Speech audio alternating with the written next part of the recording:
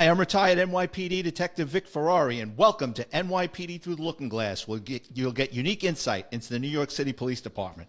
Before we get started, please check out my Amazon author page, where you'll find my series of behind-the-scenes NYPD books. My books make great $10 Christmas gifts and $2.99 ebook downloads, including the NYPD's Flying Circus, Cops, Crime, and Chaos, and you can also pre-order my new book, NYPD Laughing in the Line of Duty. On today's episode, we're joined by a man with an interesting past. After defrauding mortgage lenders of $25 million, Matthew Cox went on the run for 2.5 years, using multiple identities to stay one step ahead of the law. At one point, Matt was added to the Secret Service Most Wanted list. His story has been featured on NBC Dateline, CNBC's American Greed, Fortune Magazine, Business Newsweek, and other media outlets. I want to welcome the man of 1,000 identities, Matthew Cox. Hey, Matt, welcome to the show. It was 3 years. 2.5. Where'd you get 2.5? I've never heard. I was thinking that when I was researching this. It's like everything I got is off of Wikipedia, so forgive me and feel free to correct me if I'm wrong. Yeah, that guy's got a few things. He's got one or two things wrong, but they're never off that much. Like, and sometimes it's like, yeah, that's actually pretty cool the way you put that. I'm all right with that. So, yeah. So to date, you've lived an interesting past. Tell our listeners a little something. Tell us about yourself. You want like the 5-minute version? Whatever you feel comfortable with. Where you grew up, yeah. So, how this happened, and yeah. I grew up in kind of Temple Terrace, Florida, which is basically it's just north of Tampa. It's a little town, and grew up like really honestly upper middle class. I had a learning disability. I struggled in school. Eventually, I graduated school. Or high school. I went on to college. I got a degree in fine arts, which prepared me for nothing. Then I worked construction. I ended up working as a mortgage broker, and I got in trouble doing that. Like, I'd never been in trouble before, right? So, but I ended up getting in trouble. I had basically the simple version is I lied on an application, and I ended up getting a federal charge, and I got 3 years probation. And I was changing documents and, changing W-2s and pay stubs to make sure my clients could qualify to get into a house. So, if they made 40,000, they wouldn't get in the house, but if they made 47,000, they could get in, so I changed a few things. Well, I ended up getting in trouble for that. And I got 3 years probation. And while I was on probation, I started running a scam in Tampa, an area called Ybor City, which is close to downtown Tampa. And I started buying houses for like $50,000, $60,000 and recording the price of the house at like $200,000, $250,000, $220,000. So what that did was it raised the value of all the houses in the area up, which meant my properties went up. And I would buy those properties in the name of synthetic identities. I would like create fake people. So I figured out how to get Social Security to issue me Social Security numbers. And then I would get a couple secured credit cards in their name. And then I would make the payments. And in 6 months, these phantom borrowers had 700 plus credit scores. So I've got a person who's got 710 credit scores and W-2s and pay stubs, canceled checks for their rent. You could call their employer and I would verify it or somebody would verify it. And so I would buy these houses in their names and then refinance the houses in their names. They have perfect credit, perfect job history. And so this guy, I would pay $50,000 for a house, get it appraised at $220,000, refinance it, get a loan for $180,000 and walk away with, $120,000 to $130,000. And then I'd make a few payments to let them go. Well, each one of these guys borrowed about $1 million, made about $600,000 on each one. I think the FBI said I did 109 houses in Ybor City and about 10 or 11 different people's names. And so it was like 15, it was just like $11.5 million is what I borrowed. And so at some point after, about almost year and a half to 2 years, the FBI came to arrest me, and a friend of mine who was a sheriff's deputy told me they were coming. Like, hey, there was a task force. They just handed it over to the FBI. They're going to come arrest you in the next few days. And I was like, oh, that's not good. I was already on federal probation. The judge isn't going to think that's cool. So I knew I was going to end up in prison. So I got some money out of the bank. I had one day. I got out like 80 grand in one day. Left hundreds of thousands of dollars in the bank and over at least $1 million or so in real estate. And then I just took off and went. I took off on the run. I went on the run. So then I was on the run for 3 years, and yeah. Well, let me ask you. I mean, you get caught the first time, right? And they put you on federal probation, which would be traumatic for the average person. I'm sure you weren't happy about it. I mean, wasn't that enough to slow you down? Or like, what was your mindset that you just said, you know what, I'm just going to keep going with this? The simple version is, it was just arrogance. It was just arrogance and just, thinking I couldn't do any wrong and that I was above the law and those rules don't apply to me. And, I think the big problem was when I was committing fraud, like nobody really knew what I was doing. I mean, some people did, people close to you. But like my family just thought this kid who can barely read, who barely graduated high school. Now I did very well in college, but it was painting and drawing. And so my dad was always just like, he just didn't think I was going to be able to make a living.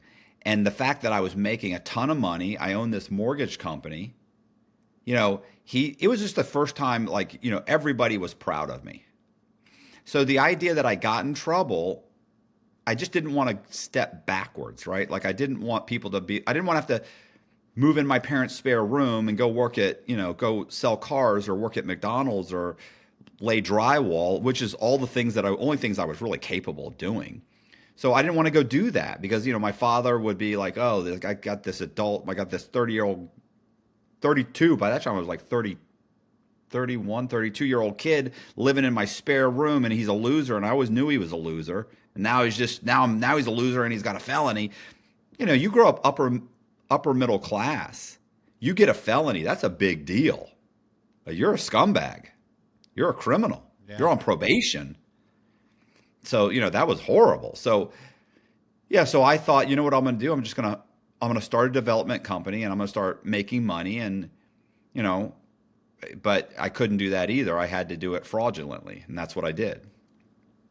There's just ego, arrogance. It was arrogance is really every mistake I've ever made in my entire life has been based on has always been based on arrogance. And from what I read, some of the identities you used were from the movie Reservoir Dogs.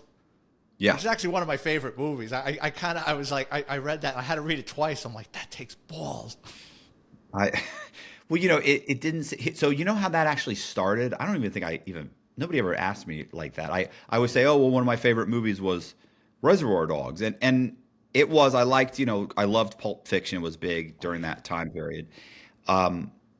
And so I had watched Reservoir Dogs a few times, and I loved the Mr. Pink, Mr. White, Mr. Black, but I actually had a guy who was an investor whose name was Warren Red.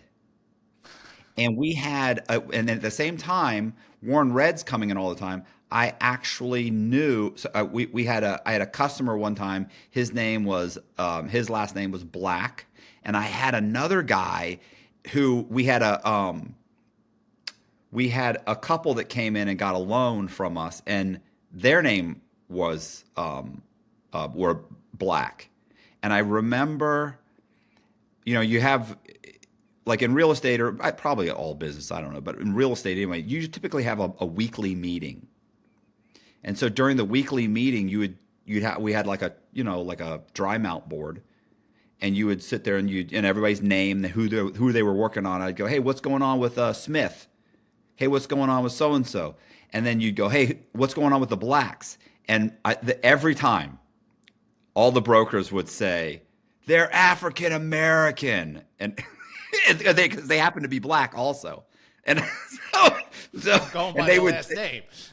Right, but we would start laughing, you know what I'm saying? And it was just for some reason it was funny every time I would be like, "Hey, what's going on with the blacks?" They go, "Hey, you're out of line." And I'd be like, "Come on!" And they go, but yeah, so I already had this in my mind, and that's why I thought Reservoir Dogs. You know what? I got Warren. I'll go with James Red. And so I went with James Red, and I got a social security number issued to him, and I pulled the credit under James Red, and I got some secured credit cards, and 6 months later, he's got 700 credit scores. See, I was under the impression, I was just taking a shot in the dark when I read that. I was like, maybe he used those grandiose names to see if anyone was actually paying attention. No, No. no, I was positive no one was paying attention. So, and once again, I thought it was cute, and I thought it was funny, and I thought it's not going to catch up to me anyway, and honestly, that really didn't catch up with me. Like we had multiple people that I bought easily $1 million worth of, borrowed $1 million worth of mortgages in their names, let the property go into foreclosure, the houses got foreclosed on and resold. Like the bank never came like they never contacted, they never had any idea. It wasn't until a friend of mine got caught in a bank, and when he got arrested, he told them, "Listen, I know the guy I'm working with is doing another scam, and here's what the scam is." And they were like, "Well, how can you prove that?" He was like, "Pull up Hillsborough County Property Appraiser's website, look up James Red. 5 houses purchased within 4 or 5 months, all of them are in foreclosure. Look up, Michael, whatever, Brandon Green, 6 houses purchased within 6 months, they're all in foreclosure. Look up Michael White, look up Lee Black, look up." It was like, wow, like what an idiot. So yeah, didn't do myself any He favor. gave him the blueprint to grab you. Yeah, and they started a task force, and within 3 to 6 months, they were like, "Oh yeah, this guy's done. We So got the him." tipping point for you to go on the run is you get the heads up from a friend. There's a task force. They're getting ready to pick you up in the next couple of days. Wasn't there also a reporter putting heat on you, or was that after when you went on the run? Yeah, that was just about the same. Like all of that hit within a 2 week period of time. So you read So, the story in the paper. well, no, the paper didn't come out. The reporter just made some phone calls. Okay, so you knew something's coming. I didn't. I still thought I was okay. For some reason, I still thought like this is going to blow over. They're not going to figure this out. They're not going to find anything. It's not a big deal. And so but when the my buddy walked in, and he was a Hillsborough County Sheriff's deputy. Like he walked in and he in uniform walked into the office, said, "Matt, can I talk to you for a second?" I was like, "Yeah, sure. What's up?" He goes, "Listen," he said, "I used to date this chick on the Tampa Police Department." I was like, "Okay." Like I think we're having a conversation. Oh, that's nice. And he's like, "She came to my house this morning at like 6 in the morning." I was like, "Okay." He goes, "Yeah." He said, "She said she had been working on a task force, and it was just handed over to the FBI." Okay. And she was like, he said, somehow or another, she had found out. She was working on it, I think. They handed it over to the FBI because it was clearly federal. It was all related to banks and identity theft and a bunch of it. I was like, "Oh, okay." He said, "Yeah." He said, "It was on you." And I was like, "Oh." Like, you want to talk about just like a rush of heat shot up through my body. I was like, "Oh." Then she said that they gave it to the FBI and they're probably going to come arrest you in a few days. And I just was like, "Oh my God." It's like on a Thursday or something. Like, and because I remember I had one day and a couple of hours to get out as much money as I could. And I did. I just started passing out checks to people. I was like, "Hey, here's a check for $7,500. Go cash it. Hey, here's a check for $6,212. Go cash it. Here's a check for $9,000." Like I'm handing out checks to different bank accounts, but I could only come up with about 80 grand in cash. So took off on the run, and I went to Atlanta, Georgia, with this chick that I was dating, and I've been dating her maybe 5 or 6 weeks, and she's like, "I want to come with you. I'm in love with you." It's like we don't even know each other, and she was like, "I don't care. I want to come with you." And she's like, "What are you going to do?" And I told her, I'm just going to go. I'm going to steal a few $1 million and go hunker down somewhere and wait for this whole thing to blow over. And she's like, I'm coming with you. So I let her come with me, which was a huge mistake. It slowed you down. It didn't slow me down. She was bipolar, which I didn't know. I barely met her. So she's on her best behavior around me. And she's also smoking pot, which is, she's self-medicating. And I didn't realize that. And the other thing was, look, like looking back on it, it's like, what were you thinking? You're in trouble. You're smart enough to know you shouldn't involve someone else. She didn't realize what she was getting into. To her, she thought it was, romantic. And I tried to talk her. I actually did try and talk her out of it. When I'm talking her out of it, she said, I'll never forget this. She's like, "Look, you don't really even know me." And I was like, "Yeah, you've got a regular job. You're."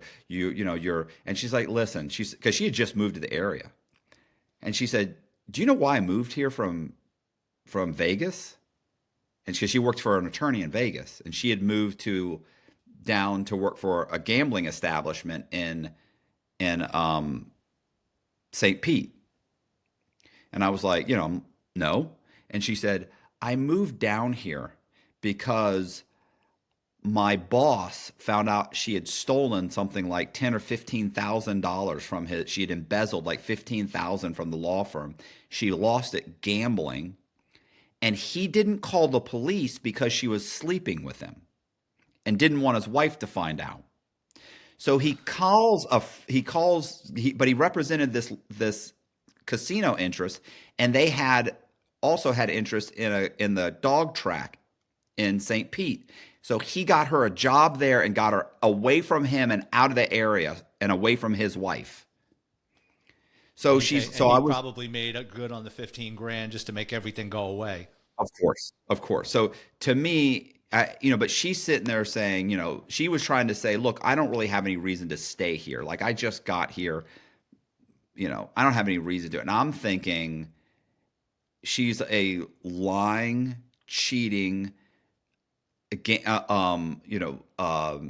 gambling addict who's a thief. And I thought, these are all huge attributes in my line of work. Like her selling what she was saying, I have no reason to be here. Everything she was saying, I was like, yeah, but you're looking better and better. Like, I thought she was this nice, clean cut chick. And I'm thinking, you're really a scoundrel.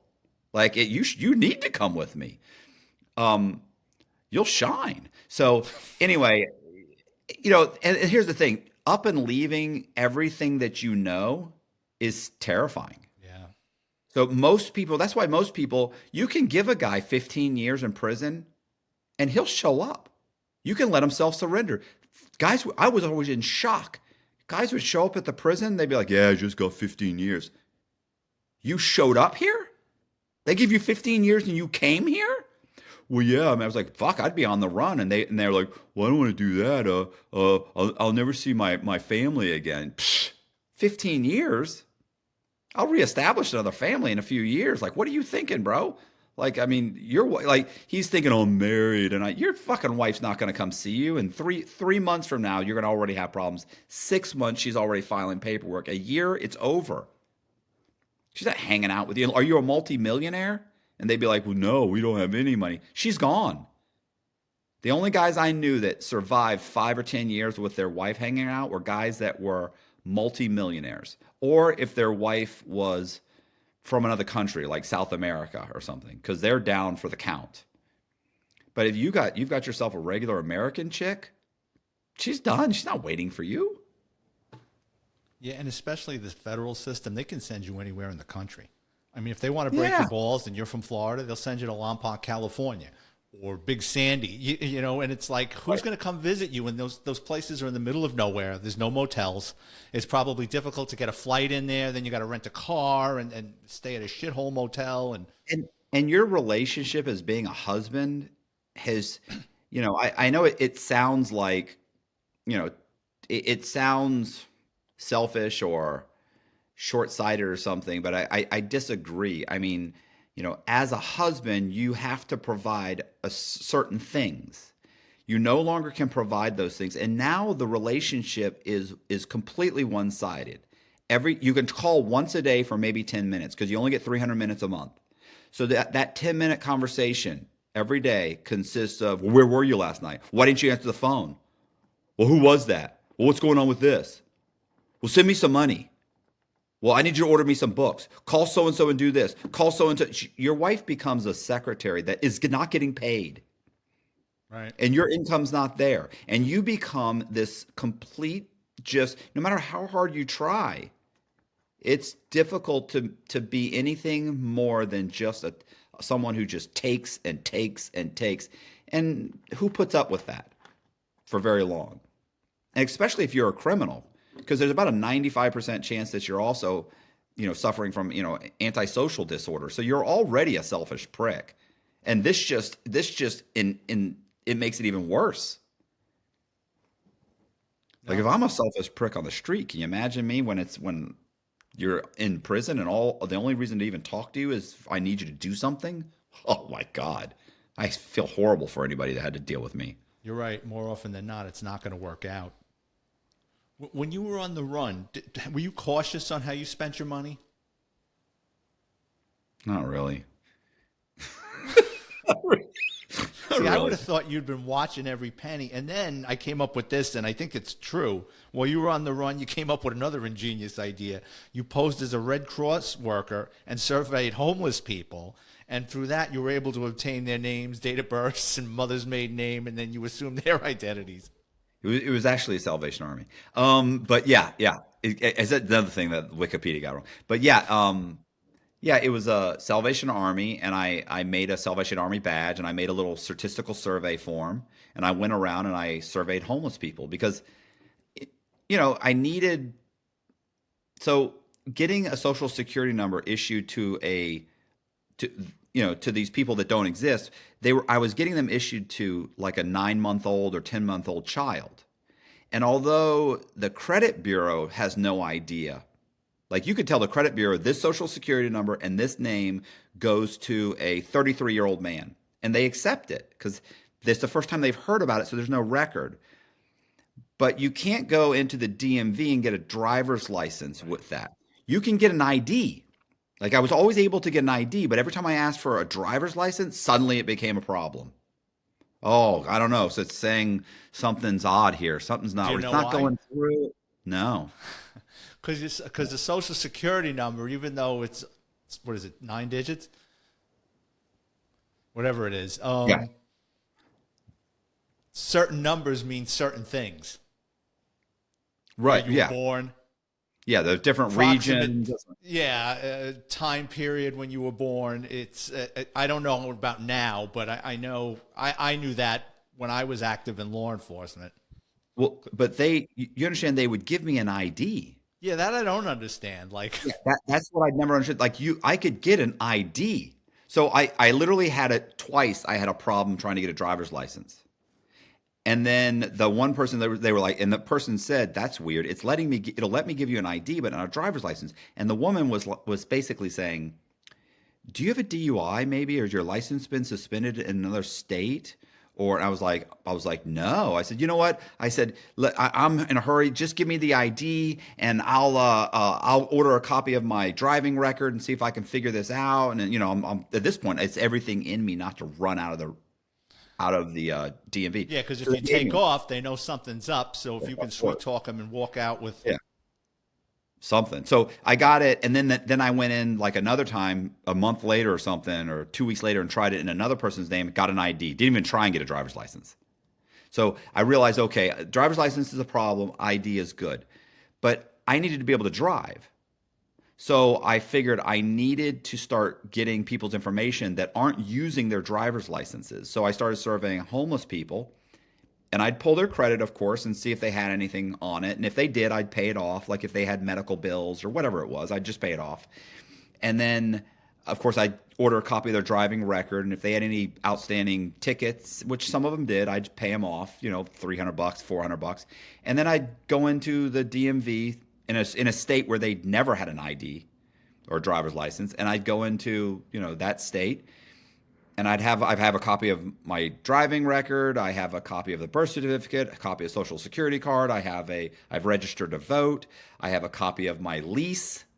And, I'd say I just moved there. As you can see, my lease is only like a month old. And they would give me a driver's license.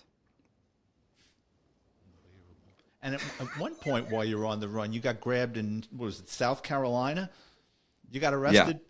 And how Can were you able to get, well, you So got here, picked. let me tell you one more thing about Yeah, the ID. One time I got an ID in a guy's name and I changed his name. I legally went and had his name changed. it Just was a to see if homeless I could. person?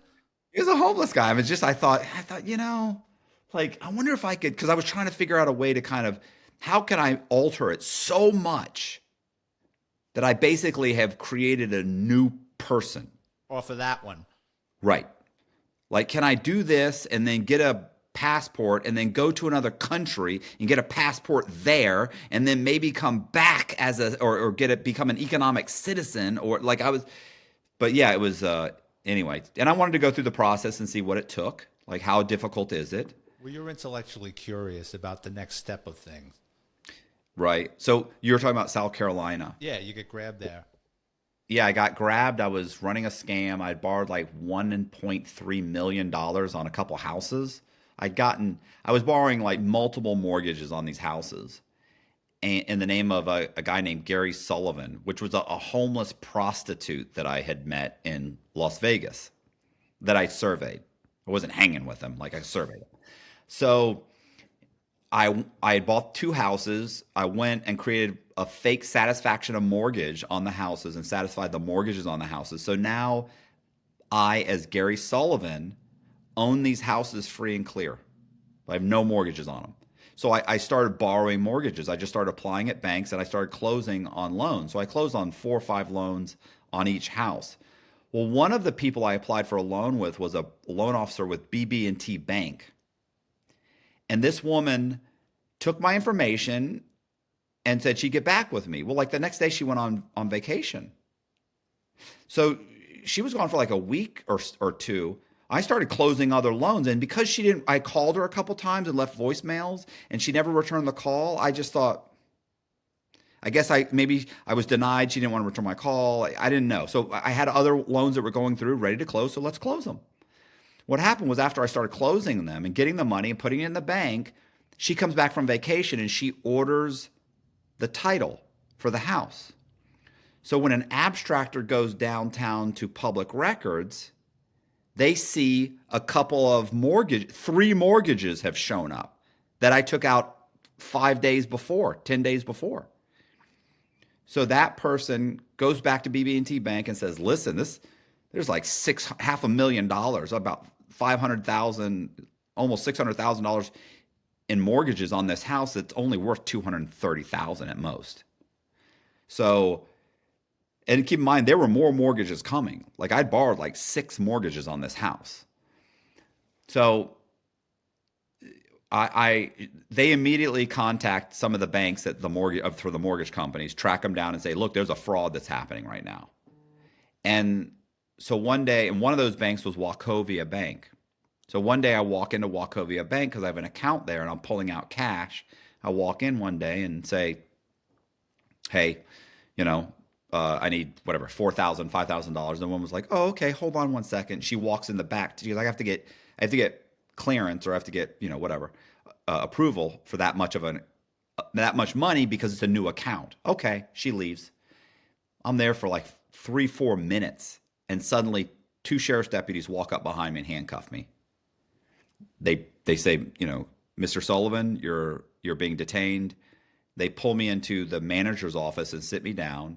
And I go, Mom, I'm like, what's going on? And they're like, I don't know. We're waiting for the investigator. Well, in my mind, I didn't know anything about the system. So I thought an FBI officer, right? Because I'm like FBI officer. I'm not understanding there's a difference between an agent, an officer, a detective, an investigator. I don't know that. So I'm thinking, already knew I was on the Secret Service's most wanted list, and I knew the FBI was looking for me because I'd read a bunch of articles. And so I for some reason thought there was an FBI agent was going to show up. Well, a detective walks in gray suit. He looked like an FBI agent, but he walked in and he was from like I want to say he was from the either the like the police. He was like the county detective with the county or something for their crimes division, their economic crimes division. So he walks in, he's like, "Hey, Mr. Sullivan," and I realized like everybody's calling me Gary Sullivan, like they don't know who I am. Right. So it So dawns on you. I got a little wiggle room here. I can. Oh, listen. When he looked at me and I said, "Man, what's going on?" He said, "Yeah, he goes, we got a call from Wachovia's the head of their fraud department. He says that he says that you're running a scam and there's three mortgages on this house." And I go, "Is that illegal?" And he goes, "I don't know." And I remember thinking, I'm walking out of here. I'm walking out of here. Like if you don't know, I'm leaving. So he gets the head of Wachovia's fraud department on the phone, and this guy's like, "Look, this guy closed on 3 first mortgages so quickly we couldn't figure it out." And I said, "Those weren't first mortgages." Now Wachovia knows theirs is the first mortgage. And I went, "Those aren't first mortgages. I don't have 3 first mortgages." And so the detective's saying, "What do you mean?" I said, No, I've got a first mortgage, and then with whatever it was called, something. It was like Fieldstone Mortgage. Like I got a second mortgage with Fieldstone Mortgage, and I have a home equity line of credit with SunTrust." And because he'd already told me the names of the companies. Because think about it, if he had said, "Who'd you close with?" I'd have been like, "Look, all I know is Wachovia for sure because that's where I'm at." I wouldn't have known anything else. But he immediately said, he told me, "Yeah, you got 3 mortgages. One's with so and so, so and so." I was like, "Really?" I was like, "Oh yeah. So so so the guy from Wachovia starts screaming and hollering, "That's not true. They're all first mortgages." And I go, "Bro, I read those mortgages. None of them said they were even first mortgages." And keep in mind, mortgages don't ever say what position they're in. It's the placement that it determines if it's a first, second, third, fourth. So you wouldn't say it on the mortgage. So once again, he's like, "Oh," I'm like, "I read those. They didn't say first mortgages." So it's almost like I'm trying to convince him this is a mistake. You guys maybe made a mistake. I don't know what I was signing. And And I he's on said, the "Listen," phone. he's on the phone. Yes, that he's at a disadvantage with that too. Right. And I'm sitting there going, "Listen," I said, "Listen, man." I said, what makes more sense? That a guy that works for a labor company," and I had a business card that said Labor on Demand, and you could call the number. There was a website. So it was all fake. But somebody answered the phone. So I was like, the guy that works for a labor company stole $500,000 from a bunch of banks. I said, or 3 loan officers got together and figured out how to get me $500,000 so they could make a commission. I said, I wouldn't know how to do this. I wouldn't know how to figure this out if I tried, bro. And he's like, "Yeah, it doesn't." Yeah. So I knew the officer was like, "Yeah, I know, right?" Like, and so the guy from Wachovia is freaking out because he's right. He knows everything. He's absolutely right. And he ends up saying, "It's a scam. It's a scam. Look at his ID. It starts with 000. South Carolina IDs start with 000. This guy was in California. So when he says that, the detective who has my ID, he's like, no. He's like, "I pulled him through NCIC and I looked him up. This is Gary Sullivan. This is a real ID. This is Gary Right. Sullivan." And I looked at him and I went, "Come on, bro." I said, "What, now I'm not Gary Sullivan?" I said, "Man, what are we doing here? What are we doing?" And he goes, "I know, Gary, I know." And so the poor guy so you know how much credibility he lost when he said, "It's a fake ID, it's a fake ID." And the guy's like, "Oh, wow. Like you're telling me that this is a real ID." Now he thinks And he's just got a hard on for you, and he just wants you locked up for anything. Yeah. yeah, now the detective's thinking, "Yeah, God knows what else you got wrong. You're saying he's not Gary Sullivan. This guy's got tons of ID. I pulled everything. Everything across the board works out." So anyway, he says, "Gary, follow me back to the police station Let me fill out a report, and I'll talk to the district attorney so we can try and figure this out. And I said, no problem. So I follow him back to the police station. I fill out a police report, and he lets me go. But now it's time to take off. Oh, I had to take off. Not just that, but my Secret Service's Most Wanted poster was in the hallway. Did you see it? Yeah, I saw it. Like there was it was the only reason I noticed it. It was the only one that was in color. So they had actually mailed out color ones, or whatever they did. He actually had a color one. Everything else it was right next to all these other ones, but they were all copies. So I'm just kind of looking at all of them, and you recognize yourself immediately. Of course.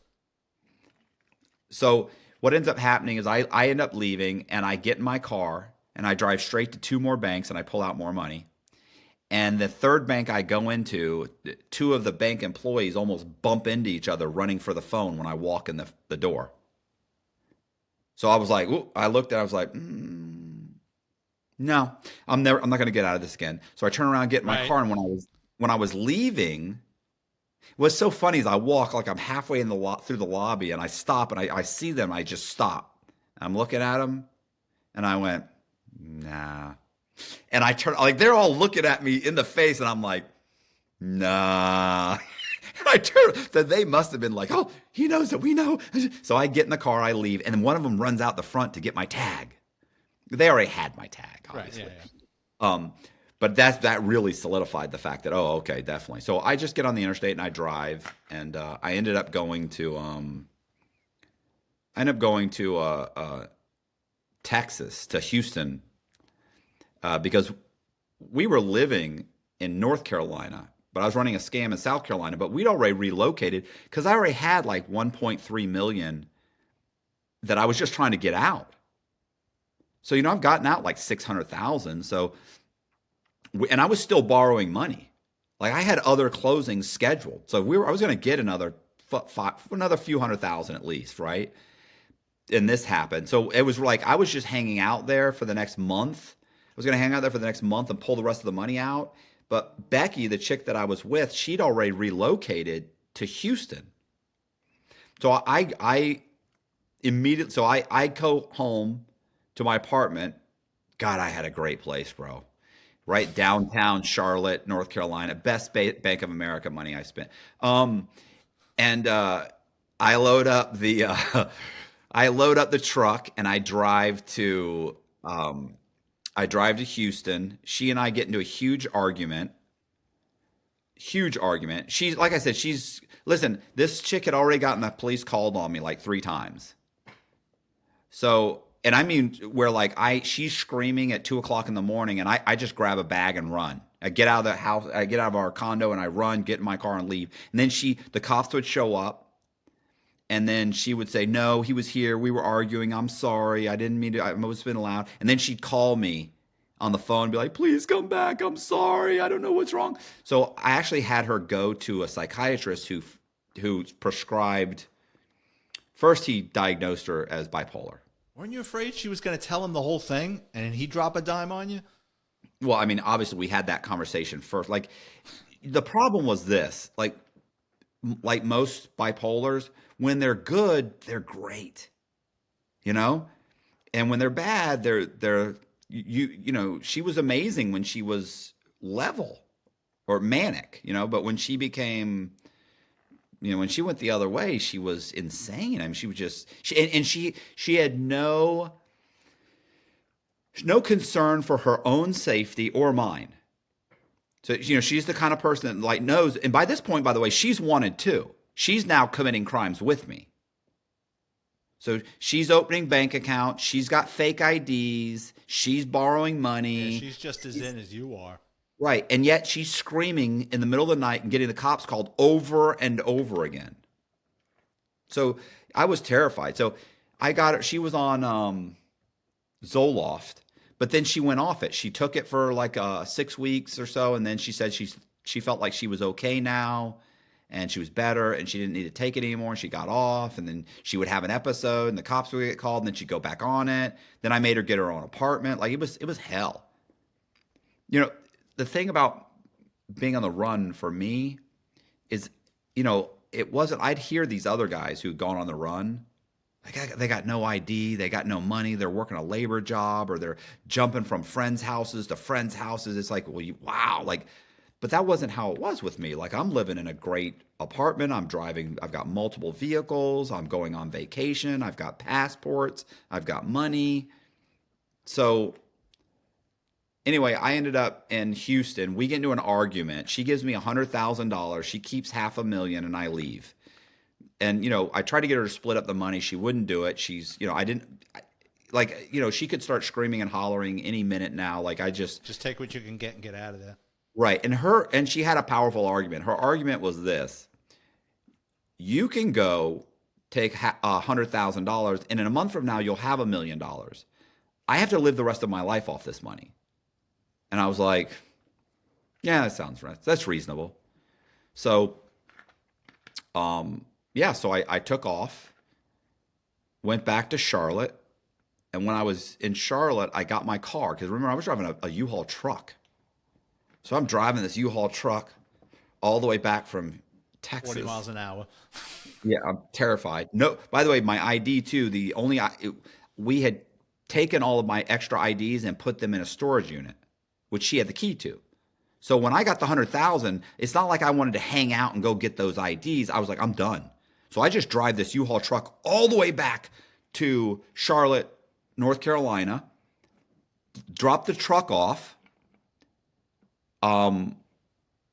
take a taxi. There was no Ubers. Take a taxi back to my apartment complex and get my old car, which is also in the name of a guy now that they're looking for. By now, I know they're looking. Because I got away. The Sullivan, right? So I go. It's funny. I came out of the parking garage, and I go across the street, well, right around the corner to a Starbucks, and I get a Starbucks. And this is like the 4th or 5th. And I hadn't paid my rent yet. Why would I? I'm bolting. And I remember there were 2 employees staring at me from it was Post Apartments, right? And they're looking at me. And they start having this conversation. And one of them bolts out the back. The woman goes out the back of the Starbucks, which wasn't, because there was kind of 2 entrances. So that was a little weird. But I remember thinking, this must be about my rent. Like, they must, because I haven't paid my rent. Like, maybe they probably, for all I know, she just went and put in a 3-day notice on my door or something. Like, what I'm not realizing is that the U.S. Marshals were across the street and they'd just been questioned. So I wait for my coffee. So the guy gets his coffees. He gets a bunch of them, like one of those styrofoam cup thing, all the things. And then I get mine, and I walk outside, and I get my car, and I start my car, and I'm putting everything, my seatbelt, and start this, and I'm looking and checking. And he comes out and standing on the sidewalk, and he starts screaming, "He's right here! He's right here!" And I look up in the mirror, and there are 2 guys running towards the back of the car. And I just punch it, and I take off. Now, it sounds more dramatic than it was, because I was already prepared to leave. Like, I'd already checked my mirrors. There's no traffic. I'm basically pulling out, and I look, and I'm like, oh, shit, boom, and I hit it. It's not like I fishtailed down the road, But I drove down the street. I have no IDs. I went about a mile away, and I stopped at a homeless facility and surveyed 3 guys. Only a mile away. I saw 3. There's three white guys in their 30s. I had to stop. That's hard to find. So I pulled over, and I surveyed them and gave them $20 a piece, got in my car, drove to Alabama. You held on to that Alabama. car? You held on to that car? Yeah, I had to get I drove to Nashville. So I drove to Nashville. Listen, it was a nice car. It was like an Infiniti G35. They were brand new. They know what you're driving. I know, but it's not like, listen, it would have been like, I don't have the ability to go to the airport and get a ticket because all my credit cards are probably flagged by now. Like, I've got cash and a vehicle. Well, not only that, now at most airports, you got cops there they go through the manifest of flights. So sometimes you'll see people getting pulled off the line at an airport. That's because they have an active warrant. Whoa. So here's what I do. I go to Nashville. I go get a cell phone, a drop phone, I go get a business. I go to remember Kinko's? Yeah, sure. So I go to Kinko's and I get like 50 credit or 50 business cards made up in the name Manufactured Funding Group. And if you and I also got it's called a HQ, and they'll answer the phone for you like it's a Oh, business. yeah. I know what you mean. So my cell phone is on the card, my business phone, it's called Manufactured Funding Group. I got a business card. I'm driving through with this in this car. Oh, looking for I don't have an ID. All I have is this guy's information.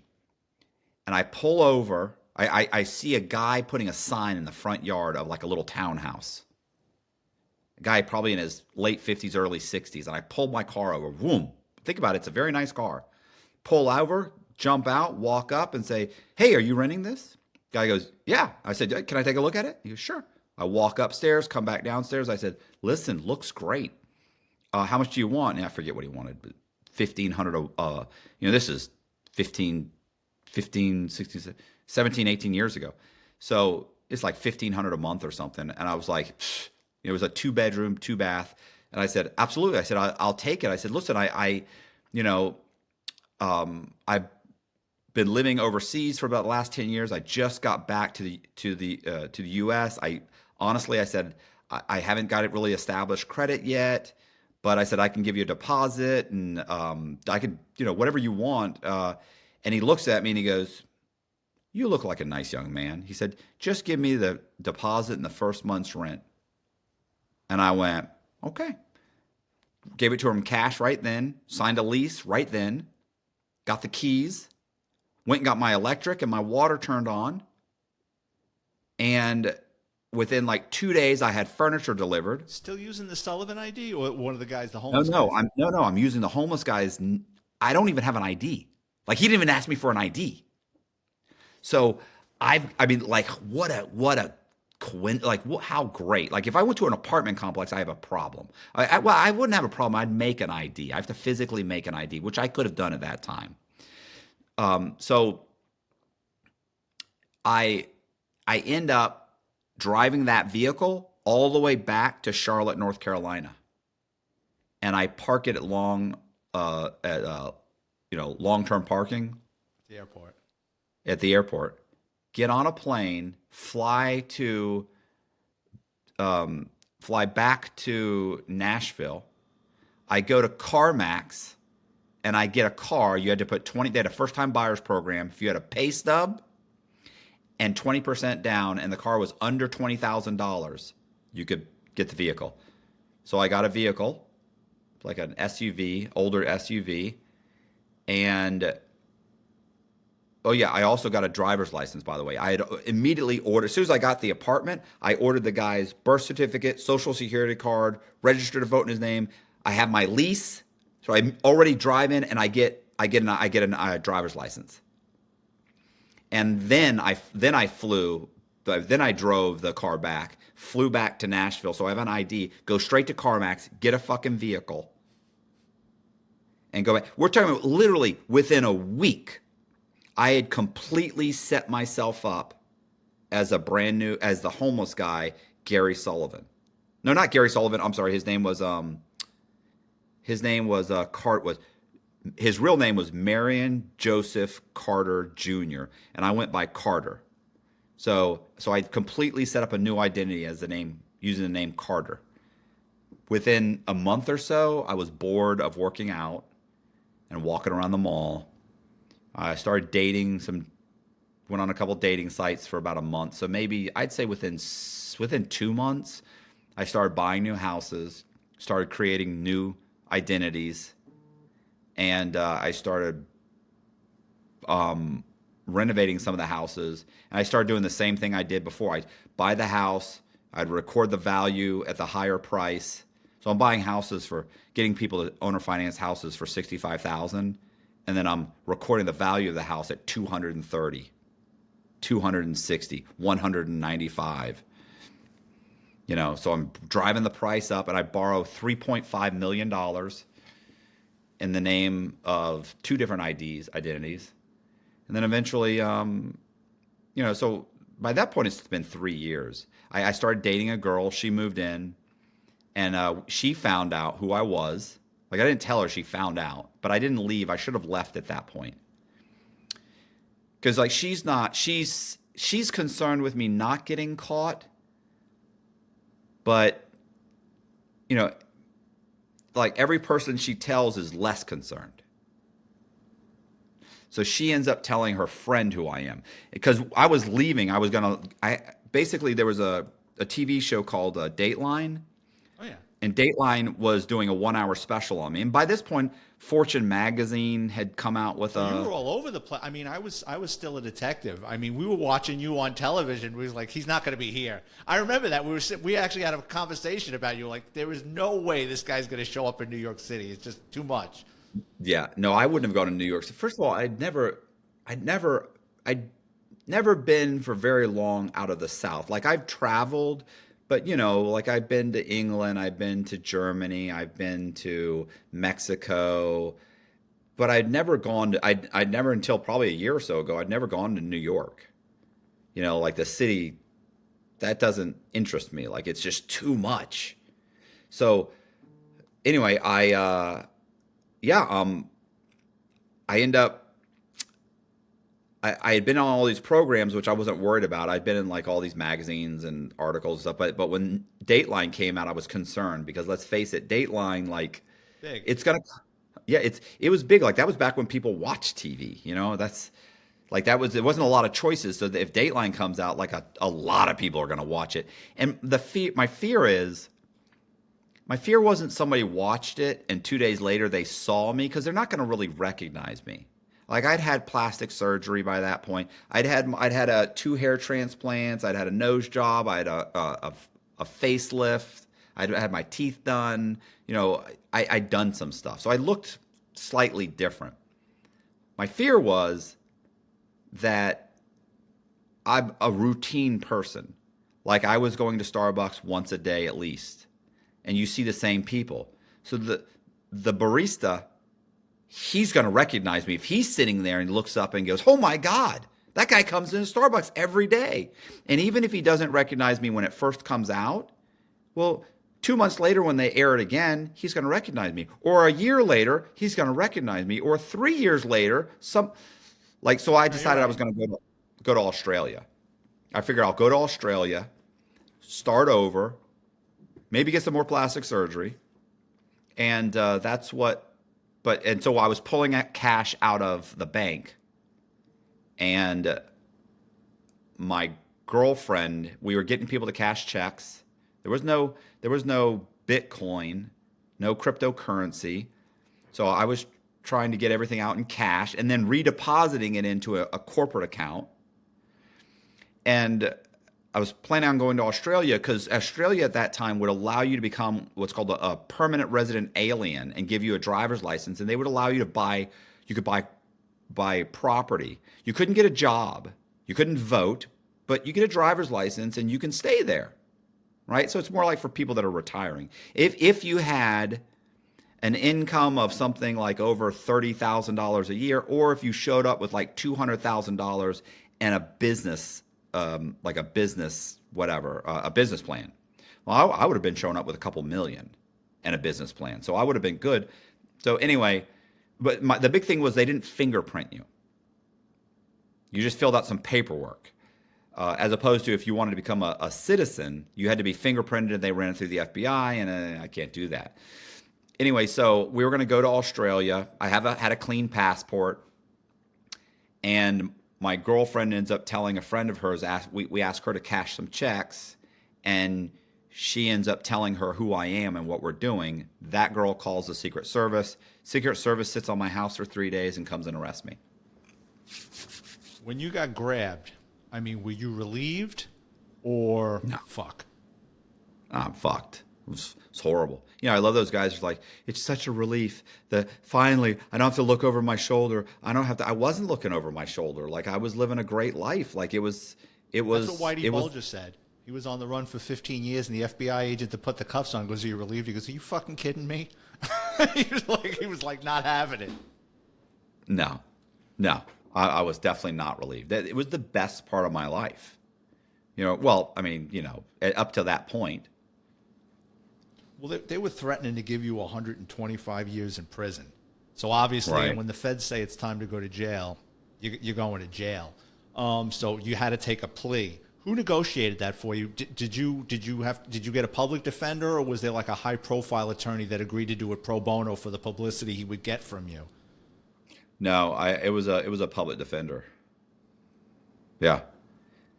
And like I used to initially I knocked her, like when I first 5 years or 6 years I was locked up, like she didn't this, she didn't that, she didn't that, but she didn't have much of a prayer. Like I hadn't given she didn't have anything to work with. Like I'm extremely guilty. There's no negotiate. Like what am I gonna do? Like I'm, and you're definitely going as guilty as I was, and as many people were willing to cooperate against me. Like I can't go to trial. No, they'll bury you. You'll never see the light of day. Right. So she explained, she was like, look, your only shot is cooperate and hope for the best. Like tell them everything you know and hope for the best. That was it. It's like, that's your best advice. But in truth, that was the only advice there was. Like, oh, you can go to trial and you can get, 30, you can get probably 50 something years. Or you can take a plea and get 26 years and hope that they cut your sentence if information you've given them leads to an arrest, which I was positive it was going to lead to. The problem was by the time I'm interviewed by the Secret Service and the FBI and they start looking into it, the entire economy is collapsing. So it's now 2008. Right, late 2007, 2008. I get in late 2007 when everything's it's all starting to go under. Now it goes. I always say the 2008 financial crisis, but it started in 2007. So it's gloom and doom across the board, and that's when I get sentenced in November of 2007, They must have just loved you. before. Oh God, I was. They just made me sound like the Antichrist. Like, So how were you? So you got sentenced to 26 years. How were you able to cut your sentence down? I think it was to 13. yeah, well, I cut it in half to well, I cut it to like, is it 14 or like 15 years? And I got out and I did like 12. I say 13, but it was almost 13. It was like 12 and 10 months or 9 months or something. So, you know, the government told me if you're, first of all, you can cooperate. So they tell us what you did and what everybody else did. Okay, no problem. Like everybody's already cooperated against me. So I didn't have any qualms at all. They already know. And the problem was they already know everything. So, Yeah, with this much time you had know, passed, they sure did. yeah, they've talked to everybody that was going to talk. And everybody really was just pointing at me. And, oh, I didn't know this and I didn't know that. Or sometimes they were like, yeah, I thought this was weird. I thought that was weird. And but it didn't matter because the entire economy was collapsing. So they didn't really follow through on any of that, follow up on those leads. They had bigger fish to fry. You've Sure. got a bank going under for $500 million, like, or are you concerned about this $50 million fraud or $15 million fraud? So I end up, I tell them everything that happened, and but nothing really comes of it. And I also, same thing with the Secret Service. Like there was really on the run, it was me and Becky had been caught before me, and she'd already told them everything. So they said, look, if you'll be interviewed by Dateline, they'd already done a 1 hour special on me, but they wanted to now interview me and shoot it. So they did two 1 hour specials. So I go, okay. They said, if you'll be interviewed, we'll consider that what's called substantial assistance, and we'll consider that to reduce your sentence. So I said, okay. So I'm interviewed, it airs, and then we go to the government and say, hey, Mr. Cox was interviewed. You said you'd consider it substantial assistance if he was interviewed.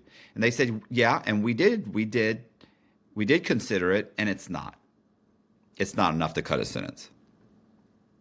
And I was like, well, no, they said. And she's like, yeah, they said they'd consider it. Yeah, I didn't understand the intricacies of Yeah. words. I thought we'll consider it substantial assistance. Okay, we did consider it. It's not. So this means we'll think about it. So we'll take it under advisement. So I go to prison. I'm there. I get contacted by American Greed. And I call my lawyer. My lawyer's like, I got a letter too. The U.S. attorney's already called me. They want you to be interviewed. They said this time they will definitely consider it substantial assistance. I said, okay. So I get interviewed. It airs. We contact the government, and the government goes, it's just not enough. So then they come to me and they ask me to write an ethics and fraud course because all mortgage brokers have to take 9 continuing hours, Right. 9 credit hours every year for continuing continuing education credits. Well, 3 hours is on ethics and fraud. So I wrote an ethics and fraud course that they use to teach mortgage brokers.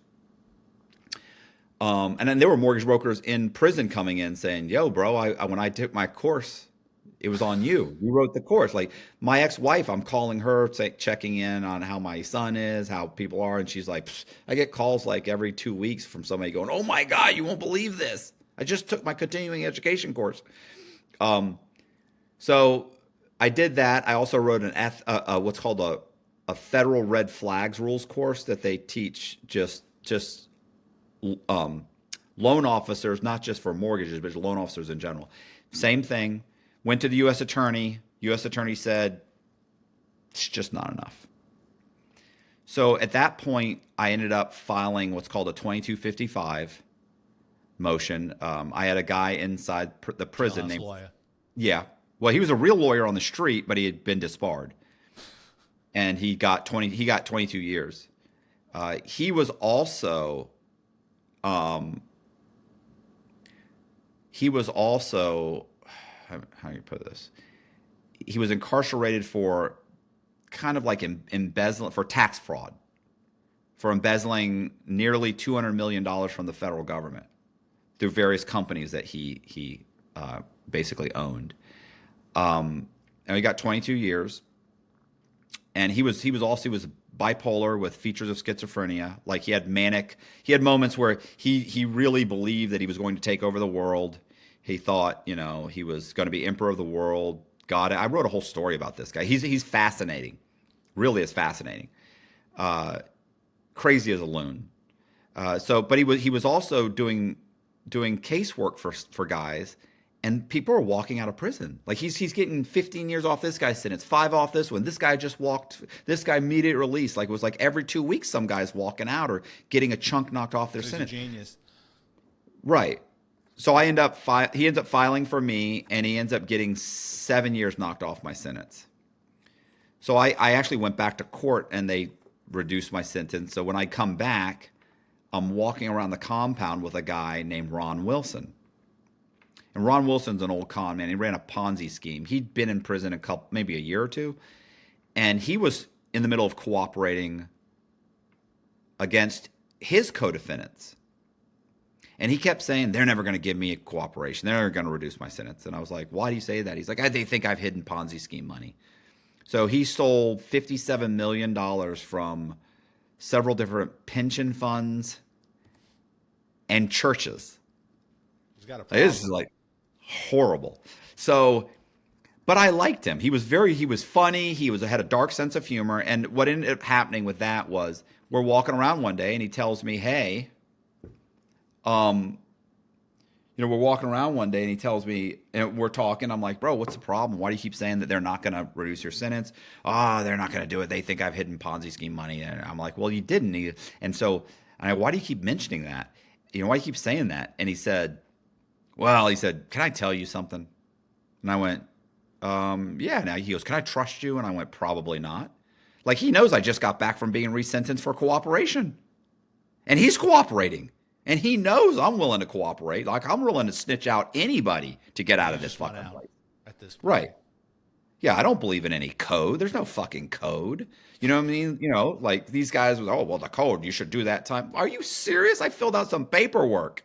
So what ends up happening is he tells me there's like $200,000 worth of money. Why would he tell you that? Well, first he tells me it's 2 different people. It's his ex-wife and his brother. Now, his ex-wife, he thinks is going to go to the government and tell them anyway that he gave her money. He thinks that because since she's been incarcerated, she found out he had a mistress. So they're in the middle of a divorce. She hates his guts. Anyway, and then his brother had like 30 grand or something. So she had like 150, he had like 30. That's what he told me. So I ended up talking to my lawyer like literally like a month later. Because I thought that's not even worth it. Like, first of all, they're not going to get that money. And secondly, recovery of money, they're not going to indict these people because they're going to give them the money or they're going to deny it. They give them the money, they're not going to indict them. If they deny it, they're not going to indict them. They're not going to indict him again because he's only been locked up like a year or so. And he's got 19 and a half years and he's 65 years old. He's going to die in prison. So I'm like, yeah, it's not even worth pursuing.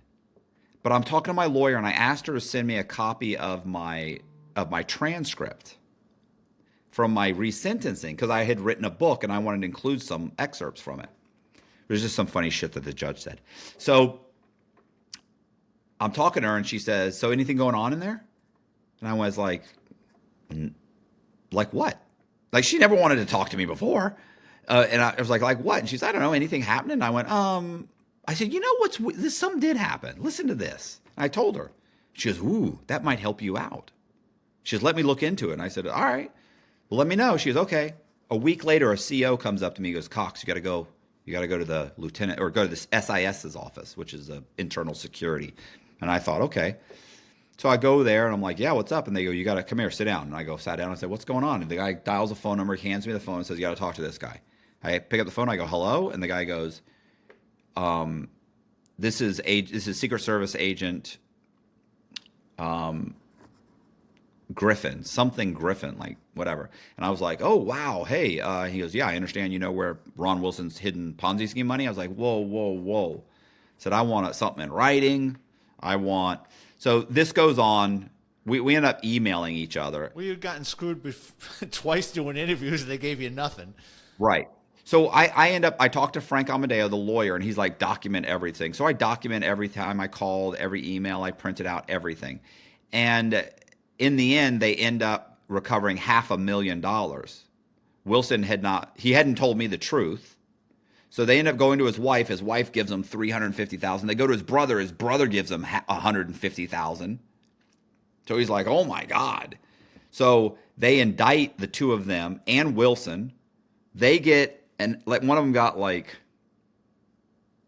100 community service hours and a year's probation, and one of them got like 6 months probation, and that's it. So, and then Wilson got an extra 6 months added on to. They wanted the money. Yeah, they got the money, and Wilson immediately gets transferred. Like as soon as they indict him, they transfer him back there. He figured out what was going on. So it's not good for me. He writes a letter back to his old cellie. His old cellie is saying, "Oh, Cox is a snitch. But I already knew I was a snitch anyway, so what does it matter?" So, but they reduced but once again, by the way, they didn't want to reduce my sentence. We had to file another 2255. We got 5 more years knocked off my sentence. And by the time that happened, I had literally like a year left. So I go to a halfway house, and a year later, I go to a halfway house. I get 7 months in the halfway house, and I've been out 4 years. About 3 years ago, I started a podcast. When you were like, long story. But you spent the majority of your prison time in Coleman, right? Were you anywhere else? No, I mean, you get moved around with like just county jails here and there when they move you around. But for the most part, I spent 3 years in the medium, and I spent a year in the Marshals holdover, right? Like the lockup. So that's a year. And then I spent 3 years in the medium. And then I spent 9 years in the low. In Coleman. Coleman, low, yeah. So it's the medium at Coleman and the low at Coleman. Matt, to pull off all these sophisticated scams, have you ever had your IQ checked? When I told you I had a learning disability. Yeah, but but have you ever had an IQ test? Because I'd be curious. Yeah. You probably would score very high. So when they found out I had a learning disability, and I was young, I was like, whatever, 7 or 8 years old, something. They gave me tests for like a day or two. And they actually gave me two different IQ tests, and one said it was like 138 or something, and one I was like believe it. 141. So one's 140, like 141 and 138 or something. So right about 140, But, it didn't help me. I mean, I still ended up in prison.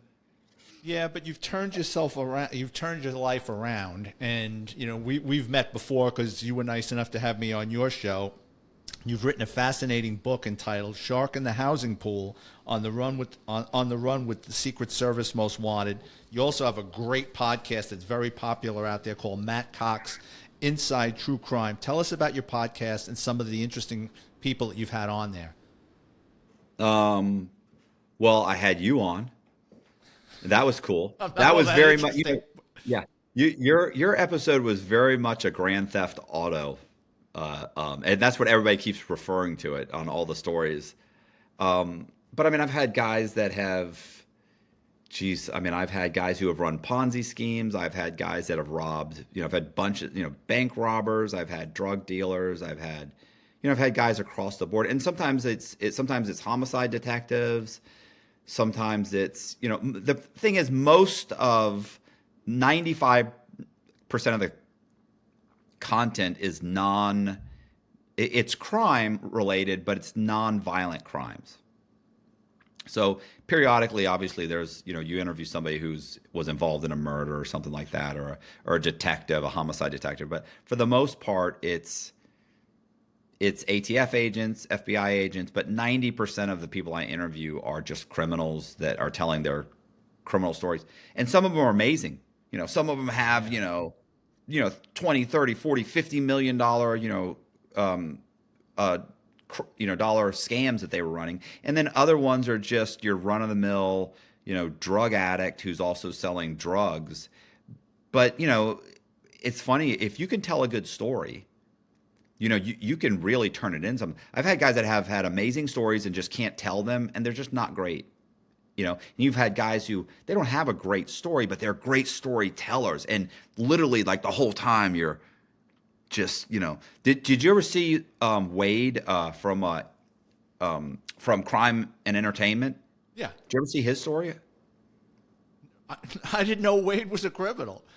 He's not. He actually he ended up shooting someone. So Wade and his wife at the time had separated. She started dating someone else. After about 6 months or so, maybe 8 months, they decide to get back together. Well, the guy ends up coming over to his house, and this is a short version, just to talk. He's like, honestly, he wasn't a bad guy. Like, I thought, yeah, I'll talk. And he's like, I knew what he wanted. He wanted to know that we hadn't been sleeping together the whole time. He's like, because he really cared about my wife. And he's like, and so I was like, look, man, no, it was just a random thing. We had a bad spot. We split up. It didn't work out. I still love her. She still loves me. We weren't seeing each other. But they were drinking. Well, at some point, and the guy's like an ex-Marine, at some point, it's like 2 a.m, and the guy goes in the bathroom and comes out. And when he comes out, he's like, I don't know what happened. Like, it flipped a switch. Like, we were totally cool.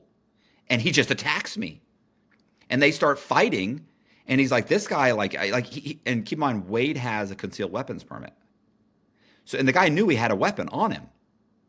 And he's like, the guy's attacking me. And I'm at one point, Wade kicks him back and he screams like, bro, I'm going to fucking shoot you. Because my fear is he's going to get the weapon. Right, and then it's over. Right. And Wade's in his house. He's screaming for him to get out. He's screaming. And so the guy charges him again. He pulls out the gun and shoots him. He shot him 3 times. I didn't know that. Yeah. And he got arrested and charged. And he's like, what are you talking about? It's my house. It was self-defense. He attacked me. You can see the bruises. You can see and they were like, no, so he goes through this whole process, gets arrested, has to get out. It's a whole thing, gets fired from a couple jobs. It takes about a year and $100,000 for them to finally drop it. Oh, wow. I was on his podcast. I didn't even know that. But listen, that story, I just told it real quick, right? He tells that story over the course of an hour and a half. I'm telling you right now, it's riveting. Yeah, I'm gonna go on you. Tonight. I'm gonna go check it out. Yeah, I think it's got 100,000 views or something on my channel. For my channel, that's good. He's great. and he's Has got any? a really thick beard, which is amazing. And people Yeah, say I stuff in can't the grow a comments. really thick beard. No, me neither. I look like a homeless person when I grow a beard. I got patches. It's just ridiculous. Has anybody in Hollywood reached out to you about optioning your life story, making a Yeah, movie about it? and that yes, that that's happened, and I've like there have been people that have pitched it, and it's just for some reason it's never gone anywhere. And everybody I talk to, every producer I talk to is like, "Hey, this is amazing. This should be a movie. This should be a movie." But let's face it, it's difficult. Like it's not that easy. It doesn't matter how amazing that there was a very good chance that The Wolf of Wall Street didn't get made, and everybody always loves The Wolf of Wall Street, but that almost didn't get made. I mean, so I'm still trying, obviously, and even right now, I've got a guy. I've signed an option with a guy who's pitching it right now, and he's insisting they're gonna either get a documentary made or some kind of a series, or It's we'll up in the see. air. We'll see. Did you ever see the movie To Live and Die in L.A.? Of course, I love that movie. You know, what a lot of people don't know about you, I mean, they know you've written a book, you've got a successful podcast, your life story's been, well covered. What a lot of people don't know about Matt is he's a very talented artist. And when I went to his studio to do our interview a couple of months ago, I was taken back at the artwork. Like, I was just like, you got a lot of talent, bro. I mean, do you sell your talent? Do you sell your paintings? I mean, is there a way people can get a hold of you? Um, Do you have a I mean, yeah, I website? do. They're on Etsy. Like I've got Instagram. It's Cox Pop Art, and on Etsy, my Etsy store is called Cox Pop Art. Yeah, check And out his artwork. I mean, it's fascinating. What would you call it? I mean, is there a name for it or it's pop art. pop art? Yeah. Yeah, and Matt also is available for speaking engagements to educate law enforcement and different companies that want to protect themselves from frauds. How will people be able to get a hold of you for speaking engagements or to be a guest on your show? Well, I mean, I have my website for that. It's bookmatthewcox.com. But I mean, I'm on LinkedIn. Anything Matthew Cox is, I'm on LinkedIn. I'm on, of course, I'm on YouTube. You know, so yeah, I'm not hard to find. Yeah, so people listening out there, check out Matt's artwork. Also check out his book, and also check out his podcast, Matt Cox Inside True Crime. Matt, thank you so much for being a guest. I really appreciate it. I also want to thank everyone for tuning in, especially my listeners in Sheffield Lake, Ohio, Dupree, South Dakota, Queensbury, New York. If you work in law enforcement or have an interesting criminal past and want to be a guest on my show, drop me a note on Twitter or Instagram at VicFerrari50.